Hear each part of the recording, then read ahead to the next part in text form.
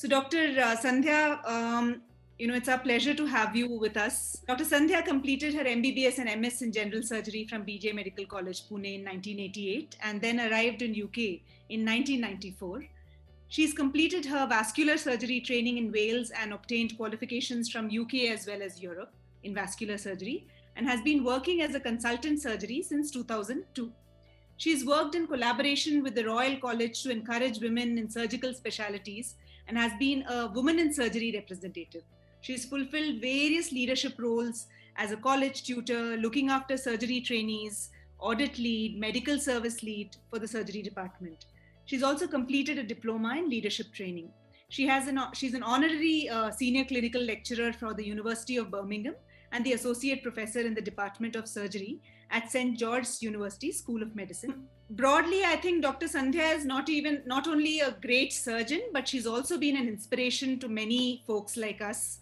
She's been an epitome of a balance between work and home, be it the care that she gives to her parents, her spouse, her children, all folks who basically look up to her.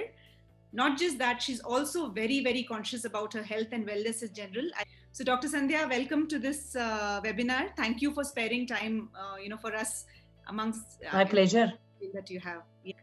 So, the first question that I had for you was, when we look at you, we feel like you're so accomplished both in your professional life as a very, very successful surgeon, but you're also an amazing woman, as a mother, as a wife, as a daughter, and so many other roles that you play. Do you feel proud and peaceful finally? How has your experience been so far? Yes, I certainly feel peaceful and proud. And the only reason was, if I look back and see where I started in I am from a middle class family. We weren't very rich when I was young. We had everything we needed, but not everything we wanted. Having a TV right in the beginning, this is in my school days, or a fridge were luxuries at that time. But we never had to worry about books, brand new paper, everything we wanted, pen, paper, those facilities were available. But for enjoyment, things like, as I said, fridge, TV, weren't there at home, because the concentration was on education. And, I come from a small village, and now I am here in the UK. I sit and examine consultants just before they become a consultant. I do that in England, in UK, as well as in Europe. So I do feel proud that for the exam which I aspired to give, and for which I came to UK, I feel very proud that I'm sitting in that exam as an examiner now. So I do feel proud and accomplished. And there has been a struggle all the way along, as all of us have, and it is really balancing between work and home. I'm a mother. I got only one child, unfortunately. That is my. I feel sorry about that I just stopped after one child, and I always try and give the message to youngsters that don't stop. At least have two, because the clock doesn't turn back. But at least I've got one, and he's doing extremely well, and I'm very happy about it. And he's in the process of getting me another daughter. But it is the balance, Swati, between work. And in the beginning, when he was young, it wasn't easy. It wasn't easy. So he was born in India when I was working as a lecturer in Sassoon General Hospital as a surgeon. And then at that time, there was a lot of help available at home. I had my mother-in-law, my grandmother-in-law, my mother, who used to look after him. And, because he was the only grandson, so he was really looked after very well. But then, like a Sindabad, me and my husband had this thing in our head that we were very happy, we're doing very well. We both of us were practicing surgeons in Pune. But then we thought that we should go and see the world. And just seeing the world on holiday wasn't the thing for us. We wanted to go and work. So that's why we decided to come here to UK to begin with. And he was only 4-year-old at that time. And that was the first time I left him back in Pune, and I came on my own here. So my husband was looking after him at that time, and I was just here on my own. And that was a very, very difficult period for me, leaving your only child behind and coming here. But then, of course, I had worked to study to pass this exam. Basically, I still remember a story. He had chickenpox, and that time he used to just talk on the phone. And his father has warned him, don't tell mom that you got chickenpox, because she will get worried. And the first thing when I started talking to him, he told me, Mom, I got spots all over my body. And you can imagine what that made me, that really threw me. And I was really upset. But I managed to get him across in 6 months. So we were apart only for 6 months. And yes, it was a struggle. I was a surgical trainee then at that stage. Initially, I was a senior house officer, and then I became a registrar. And it's a very busy job. Of course, we are busy in India, but here it is a bit different in the sense that when you're working, you're really working hard. And once you are at home, then that's it. You can relax.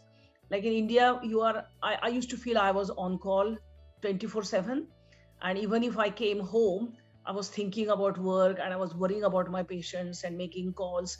I mean, that sort of happens here as well. Not that I'm not worrying and thinking about my patients, but still I know that there are very competent people looking after my patient, on whom I have operated this morning. And he's in intensive care unit and he's looked very well after. And then it is really not, I don't need to worry. So that peace of mind is there. But when I'm at work, it is a really hard work. So, and when they are small, I was like a sort of single mom at that time because my husband was in America. He just went to America for a couple of years. And then taking him to school, bringing him back to school was a struggle. But there you are. If you are determined and you have decided to do something, you can achieve it. But it's just hard work and persistence and just focused aim. These things will take you to your goal and achievement. I'm very certain. What I feel, Swati, is one thing I missed in the beginning was, as I told you, I was more into drama, acting, drawing, writing, thinking, and that sort of stuff in the beginning. And there was hardly any time to exercise, to work, and look after your body as such. And which, looking back, I think should have done. Because looking after your own health is so important. And I realized that in a bad way, I can tell you. Mm-hmm. At the age of 48, I'm 59 now. At the age of 48, so about in 2010, about 10 years ago, few of our friends, we decided to go to Himalayas. And I wasn't really going to go for that because I had, during the same period, there was a very important vascular meeting in Amsterdam where I was presenting, which I really needed to go. And another program was, there was a friend here in the UK, very close friend, whose daughter was doing Arangetram for the dancer. This is the final stage, which I had to attend. But my son decided to accompany it. My husband was obviously there. It was his friends, my husband's friends. So Sar said, my son, Mom, this is the opportunity that three of us can go together. Let's go. So I decided to go. And it was an excellent trek. And we went to Kuari Pass. And unfortunately, that was the year when there was this cloud burst happened. It was in papers and it was a big story. About 200-300 people died in that cloud burst that year. And we got into that, unfortunately. And we the whole day went very well. In spite of the rain, we managed to, we managed to progress our trek. But in the evening, at night, we just were wet all of us were completely wet. So we changed and removed my shoes and socks because they were really wet. And I just wore my slippers, and that was the wrong thing. And I was walking from my tent to food tent to eat at night. And it was all muddy, and I slipped. And as I slipped, I broke my ankle like a chalk breaks, literally that way. In a second, my foot was at the right angle, and I realized what has happened. But the good thing I did was because I've done an orthopedic rotation as well, I had a bit of training in orthopedics. That was the part of the surgery program. I managed to reduce it myself, and then just put a plastic bottle splint. So water bottle, just collapsed it and just tied it. And then it is a long story. But basically, when I returned to UK, I did all my investigations and realized that my vitamin D was in my boots. It was really low. And that is the time I realized that, if I would have looked after my health a bit better, and rather than just working and concentrating on that, would have a little bit diversed and concentrated on my health, this wouldn't have happened. Because for the first time in my life, I sat at home for 3 months because my leg was in plaster and I had 3 operations for it. Right. Even during my pregnancy, I didn't sit at home for such a long time. I sat at home only for 9 days after delivery. And I was climbing the walls, as you can imagine. I'm a very workaholic person, and sitting at home and just struggling to make a cup of tea, because I used to be on my own during the daytime because husband will go to work, was a problem. And then I decided that, hey, I have to look after my health and concentrate on my health. And then, of course, I got various tests done and started myself on vitamin D, and had a personal trainer and started exercising regularly and became so fit. Then I decided that I'm going to, I think it was impossible for me, and some of my friends laughed at me. We have got a Birmingham Velo, which is cycling around Birmingham. It is a big city, and there is a big circle around it, which is of about 100 miles. So I decided to train for it. And people laughed at me. Sandy, you're not going to do it. It's hard. Lots of boys struggle and then they stop in between, and it's a whole day thing, and you won't do it. And then if somebody tells me you can't do it, I will have to do it. I really, really used to get up early in the morning because the whole day used to be busy. So get up start cycling at 5:30 and cycle at least for 1 hour every day for a few months. And then on the weekend, we used to go out, and me and my husband, both of us did it together, which helped. So we used to cycle on Sunday morning and Saturday morning. As you know, UK weather is very unpredictable. So if the days were good, then only we could cycle. If the days were bad, obviously we couldn't cycle. But then the cycling at home on a trainer, I got a trainer for that. I got reasonably good cycles for that. And I achieved it, and that gave me more confidence. And I've done few more after that. So we cycled from Munich to Venice. Then we went to Mallorca and we cycled. I went to Vienna and I cycled. We went to Croatia and I cycled. So we cycled in groups, and just me and my husband together on few occasions.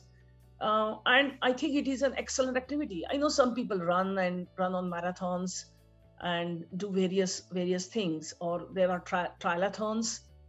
So there is a different ways, but people like us who are working and because we are not just bodybuilders, we got other jobs to do.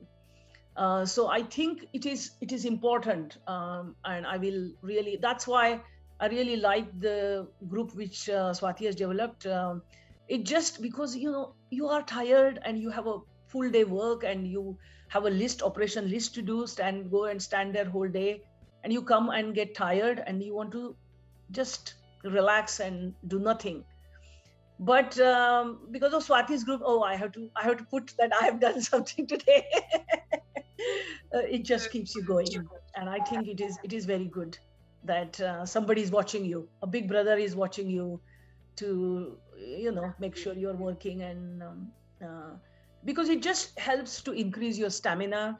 It helps to keep you going. Dr. Sandhya, it's so inspiring for all of us here, because we've always thought that if you want to be fit, you've got to start exercising from, since childhood. And there you are, who started probably really looking at exercising only post 50.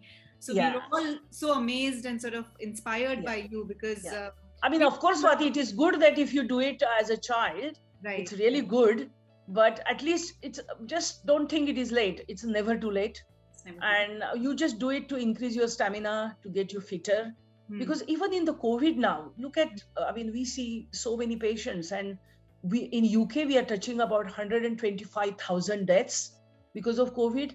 And we had to go and work in intensive care unit to help the nurses, because the nurses have been inundated. They're really tired, because it just doesn't stop. The patients keep coming, and thankfully it is getting better now, slightly better, because we used to have deaths about more than 1,000 deaths. It's only a small population and only a small country. In spite of that, we had about 1,500 deaths per day for few weeks. So you can imagine how many patients were getting admitted. So if I look at those patients, they're all fat patients. Believe me, they're all fat patients. And the one task is to make them breathe better, because they are lying supine, intubated, and they can't move themselves because obviously they've got tube in their mouth, and we are giving them artificial respiration. But the best way to look after the lungs when you are like that for months is to put them prone, so turn them around.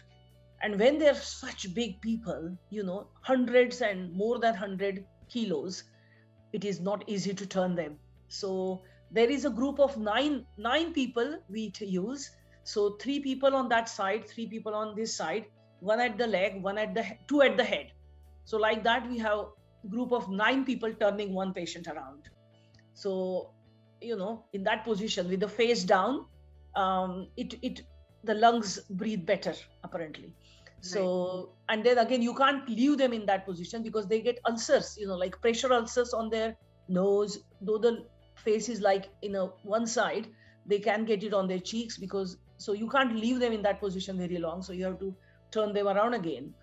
So basically, weight doesn't help. And it is very important to, if you're fit, then even if you get the disease, the chances of you getting better are much higher. So this is not just COVID, if you fractured your ankle, for that matter, we watch people going on crutches, and we think that will be easy, but try it yourself once. And when you got fractured leg, if you're thin and fit, you can carry yourself much better than you are heavy and unmanageable. And all these diseases, chances of these, like diabetes, blood pressure, if you try and keep, I'm not saying you wouldn't get affected at all, because it's your body and you are a human being, but it is better, we get affected less if you keep healthy and keep going like that. Your mental strength becomes, you get more mental strength as well, because you get more confident. You feel, very confident about yourself that you will be able to do it. So it is important. It is important. Yeah. No, absolutely, Dr. Sandhya. I think we've also sort of, as a part of the ELDA initiative in the group, right, when we see each other sort of working out, like you said, it also inspires us to see people like you. And there's another, lady, Usha Mule, who's also been cycling, who also started cycling much later, right? We've got yoga trainers on the group who inspire us. We've got people who are helping us think mindfulness. So I think you're right.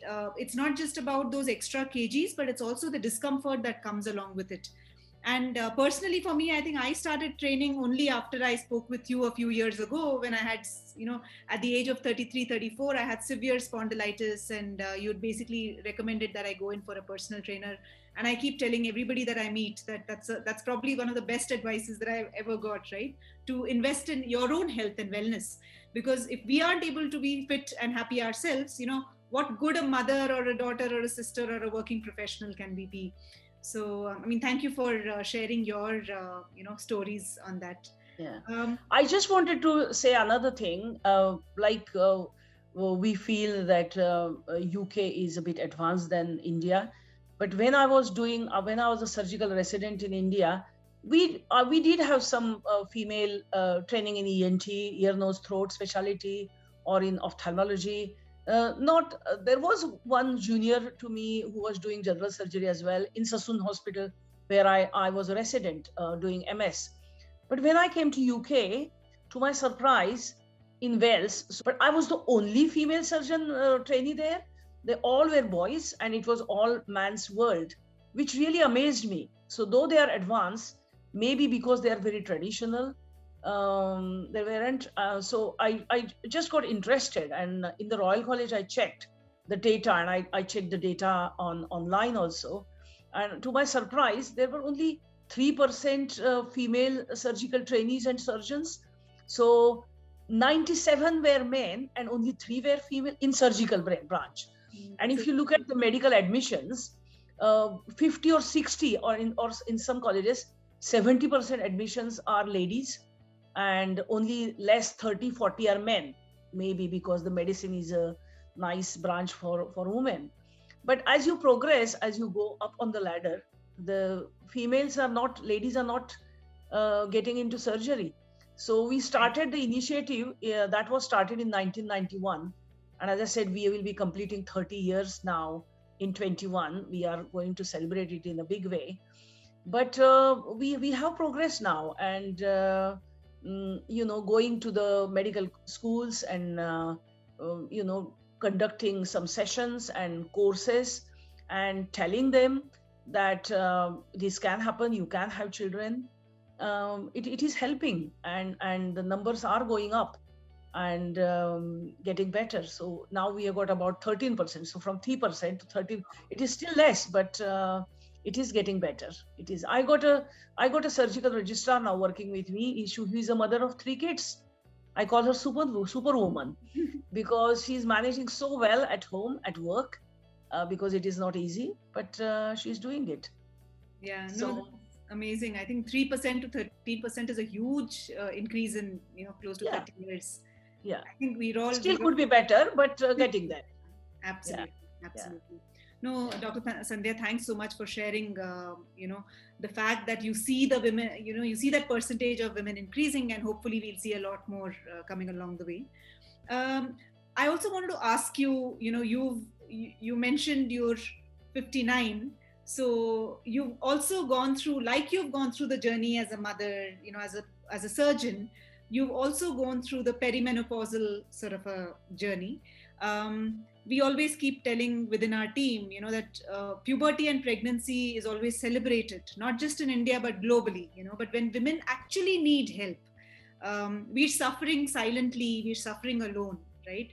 Why can't people around us understand that post 40, 45, we have hormonal changes that are causing these issues in our lives?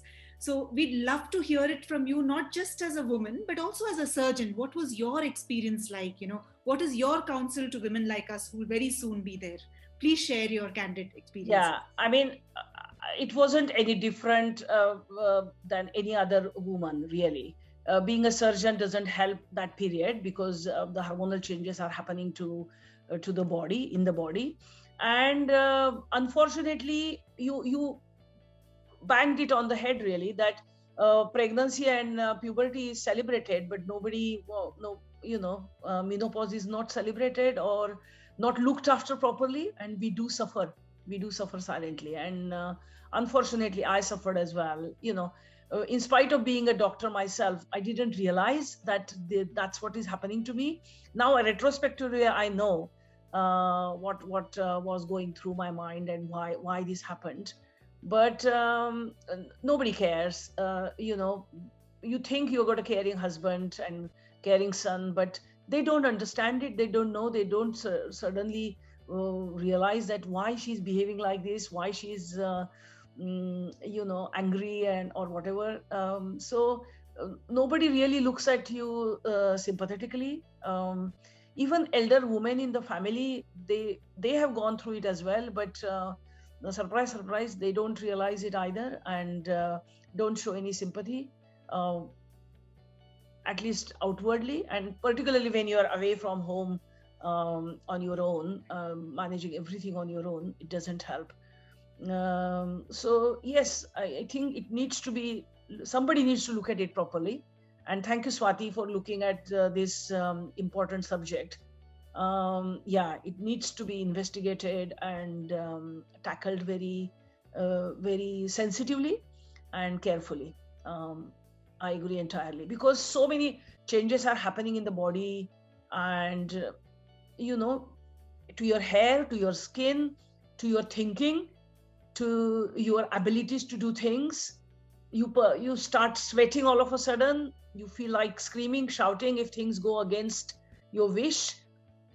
So many things happen during that period. Your bones are getting brittle, your hair are turning white, and all that. So really, from head to toe, the changes are happening, and it needs to be looked at.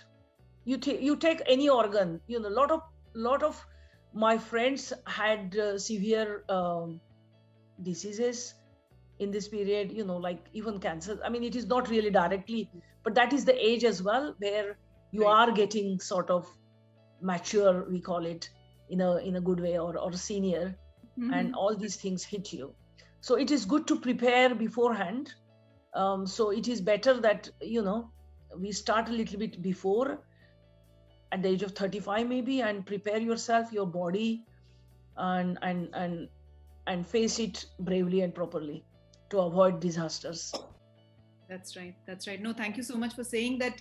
We need to start preparing for it. It's almost like a war or a battle that we are sort of getting ready for from the age Absolutely, of yeah. 35, and not really Absolutely. wait till that Yeah. hits us. Yeah. No, Dr. Sandhya, I think before we sort of conclude the conversation and open up for question and answers, I wanted to ask you, not just on my behalf, but but on behalf of the rest of the team, the 200 odd women who are a part of this group. As women, we are constantly guilty about not doing something, right? We might do many things. Like, I know several homemakers who are amazing. They love, they look after their kids so well, but they never spend time for themselves, right? Yeah. Working women similarly, they might do work at office and probably look after their own kids and family, but never focus on themselves. We're always guilty about not doing something. Um, any tips or any counsel on how we can improve ourselves? And if you have a secret recipe of how we can feel better, please share with the team. Well, my big guilt I always had and lived throughout my life was, I'm not looking after my son. I'm not giving enough time. Because you are busy, you are like, when I remember my childhood, when I used to come back from school, if my mother wasn't at home, she was a housewife, so she was always used to be at home, bless her. But if she had gone out for some shopping or something, I really used to get so upset and angry. Why she's not there? I'm here at home, and where is she? But I wasn't there for my son. I just managed to get him home, put him with the au pair or whoever was at home, and then rush back to school, back to work. Or sometimes I couldn't go even collect him, and my friends went and collected. So yeah, that guilt is always there. I think it is important to give that, to tackle it, it is not important how much time you give, but the quality of time you give is more important. So even if you can give only so much of time, make sure you put yourself into it. So then just leave your phone away, leave your work away. Even if you're spending 5 minutes, spend those 5 minutes properly with the child, and see into the child's, your little one's eye, and see what they want, and not do things which you want to do them with. We should do things which they want, and the quality time is more important than giving just lots of time. Some housewives are there, they've got 24 hours, but not that their children are happy. So, and you have to be satisfied that, because we work, we earn money, and we give other pleasures to our children, good pleasures, so I hope, not the bad ones, to our kids, and just try and be happy that at least we are doing that, and making them go ahead and progress. That's right. I think it's always a battle, as homemakers, you're sacrificing your otherwise, see, everybody wants to have that escape, from home, but they're sacrificing that because, like your mother, they want to, they're dedicated that 24/7 for their children, for their family. We are sort of struggling to do work, and we're feeling guilty about not spending time with kids. So I think whether you're here or you're there, you're always struggling with battles, irrespective. No, thank you so much for but saying I think that. we should give 100% when we are at work, and we should give 100% when we are at home, and we should give our 100% to our child when we are with our child. That is important, and that helps. That's right. I think one other question that we had was, you've spoken about health and wellness in general, primarily during the menopause time that you'd probably gone through. Do you have any 2 or 3 tips broadly in terms of exercise, mental wellness, medical interventions that you've probably seen that you would suggest to our women here? I think I haven't really touched mental wellness yet, and this is something I have left for retirement, because I my excuse is I haven't got time. I'm sure if I create time, I will have time, but maybe I have got a strong background. Maybe my mother has taught me well, so I'm surviving on that so far. But after I retire, I will focus more on mental well-being and go and attend some wellness courses with you, Swati, now, because it's a good thing. Sure. I'm a member too, so I will concentrate on that aspect because it is important. But with the health, I think to work properly, maintaining health is really vital, because you can't do all that running around in the hospital or wherever, or running around or standing for hours doing operations. So health is, regular exercise is, anything, walking, running, rowing, stick to anything, cycling, and that helps. Currently I have a problem with my hand, so I can't cycle, but it is getting better.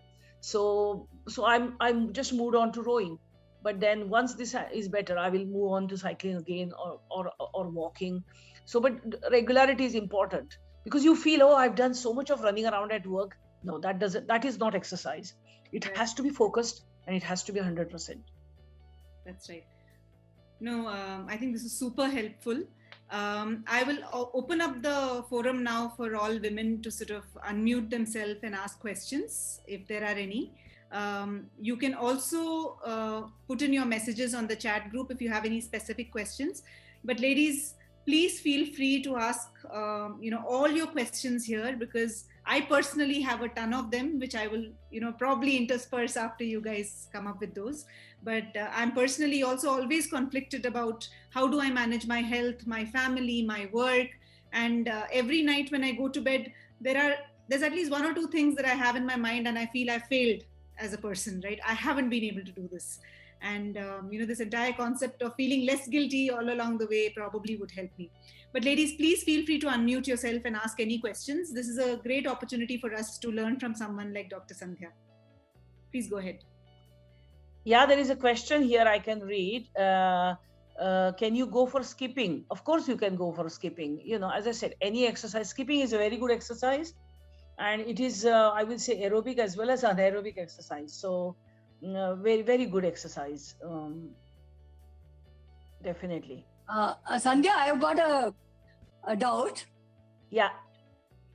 See, actually, you are talking about getting physically exhausted and then not giving importance to your exercise, your health, and things like that.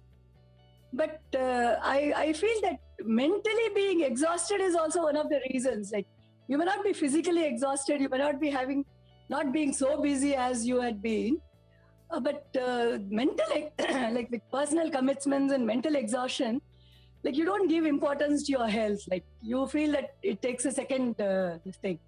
I agree entirely. I agree. I think mental exhaustion is worse than the physical exhaustion. Physically you can pull yourself along, but mental exhaustion really drains you. If I'm worrying about my patient or anything else, it keeps me awake and it drains me more, like anything. Yes. So mental exhaustion is worse, and for that, the mental health is really important. And I am in complete agreement that all of us has to look after that as well. Like Entirely agree. Yeah, you just have to switch off from other commitments and then try to give importance your own health and your own physical well-being. I mean, that is something I think it's very difficult to do. Like, one has to train herself to do that, I feel. Yeah. Is there any hints, I mean, like, you can give us so that like it becomes easier for us? Of course we are trying, but then it becomes easier for us to do that. Yeah, I think switching off is something which you have to learn, and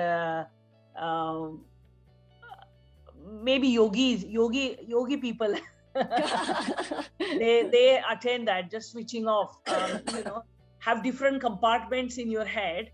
And just concentrate on one. It happens that when I'm thinking, working with a patient, when you're doing something, I don't want to think about, oh, what am I going to cook tonight, or how he start doing his exam or whatever. Exactly. You do need to focus. So yeah, this switching off is important. It's not easy, but it's not easy. Yeah. Yeah. No, Thank you, Sandhya. I think there was a question in the chat box. No, I think I'm actually so happy to read this out, but I will. It's Swati Dole here from India, Sandhya's friend from school days.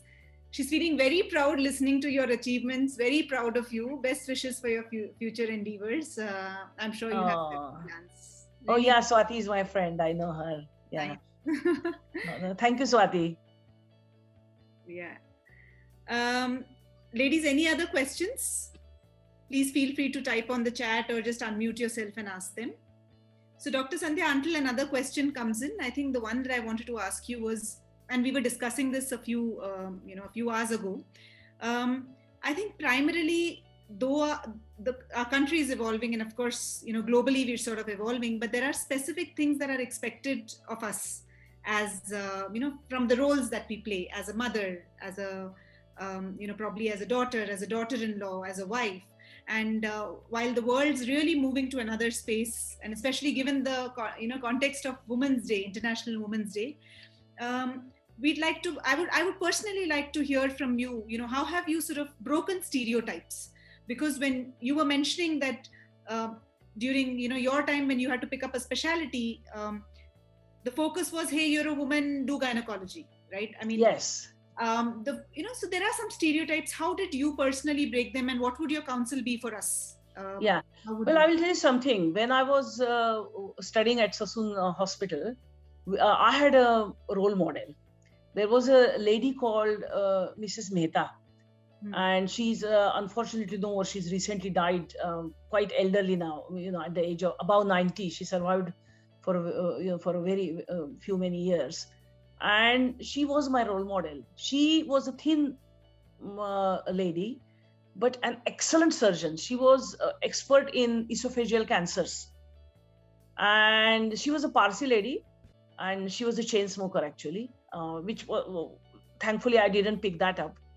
But she used to come in her car, and so the residents used to go down and open her car. And then she will give her purse to one of her male registrars, and then she always wore a sari, and she'd walk like that. But she was so devoted, do excellent operations, and these patients. This is a government hospital, so used to be very poor patients. So she will cook fish and bring it in a tiffin to feed. So the patient used to be on a floor bed because her ward used to be very busy, because so many people know about her and come to hospital just for her. So these cancer patients who can't eat much, so she used to bring this proteinous food from home and used to feed them with her. She was just a different woman. She was completely devoted to her profession. She had one boy who actually died in Himalayas while trekking, Minu Mehta. So she has been my role model, and I looked at her. I said, I want to be a surgeon like her. That was so. I was advised to become an anesthetist because that will suit my husband. I can anesthetize his patients, Mhm. etc., etc. But that wasn't me, obviously. If people Right. tell me something not to do, I will do that. If I want to do it, obviously. Yes. Not saying it in a bad way, because Right. I really wanted to do surgery. And Mm.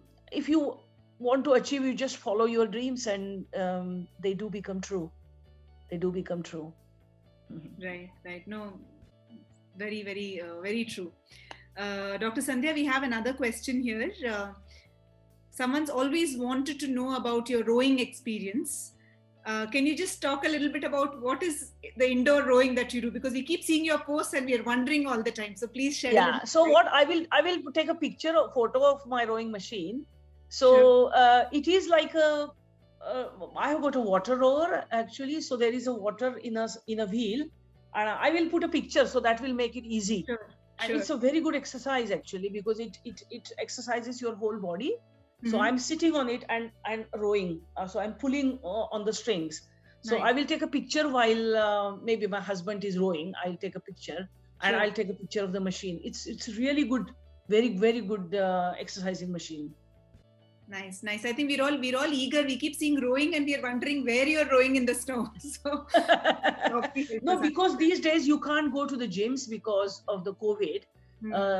All the gyms are closed. So I got some facility. I got a cycle trainer at home. Hmm. I got an elliptical machine as well, but which I used to enjoy. But Hmm. I've gone off it now. I enjoy rowing more. Right, right. Yeah. No, Dr. Sandhya, I think we have another question here. How does one stay motivated on a daily basis to work out? Or should we just give ourselves kudos on days that when we do? Well, just think that I'm going to put honestly, I have to put honestly into the group that I have exercised. And that does keep you going. Believe me, that does keep you going, because you feel, oh, I'm not going to write anything now. So no, and it is just your mental determination that you have to do it. That's right. So, Dr. Sandhya, a question that we've been discussing so far, but I think you need to answer this right to the point. Do you think women tend to be guilty about balancing work life, but men not so much? If yes, how can one feel less guilty? Yeah, just be like your partner, and don't be guilty. You are so true. That is so true. Yeah. That they don't feel any guilt, and you feel guilt. Oh, I haven't come home and I haven't cooked, and not this, not that. Yeah, yeah, that is so true. It's Yeah, only why just me. that's right. But I think women is the person who keeps the house together, Right. and children, any other family members in the house, whoever is in the house. So that's why we are special. Yeah, we are strong amongst Right. two. Right, right. No, Dr. Sandhya, I think another question that's come up is typically when our children grow up, they're much older.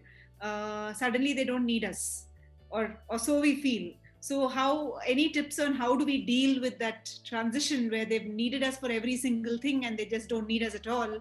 Personally, from your experience and the experience of your Well, patients. I have that experience now, but I think don't expect anything is the best trick. Just don't have any expectation. Be willing to give, but not to have anything back in return, because you're not doing it to have something. You shouldn't. Never expect anything in return. You are giving because you enjoy giving. And that should be the motto. Never expect anything back. Never. And that will keep you happy. Yeah, That keeps me happy. and I think these are real words of wisdom, not just for your relationship with your children, but I think across the board, right? Whether it's with your partner, whether it's at work or anywhere, just do because you enjoy the process of doing that, but not necessarily what you get in return. Very well said. Ladies, we will wrap up the conversation in the next few minutes. Okay, there's one more question. We'll just take a couple more and then we will conclude. Is thyroid only responsible for weight gain, and how do you deal with it? Well, thyroid is responsible for weight gain, but it causes some other things as well. Hypothyroidism causes some skin changes. Then it can also cause brittle hair.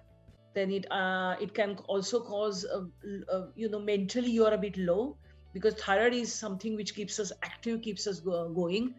So it is quite important to correct it with medication. So yeah, do get it correct. If anybody is having problem hypothyroidism, which is low thyroid, it is important.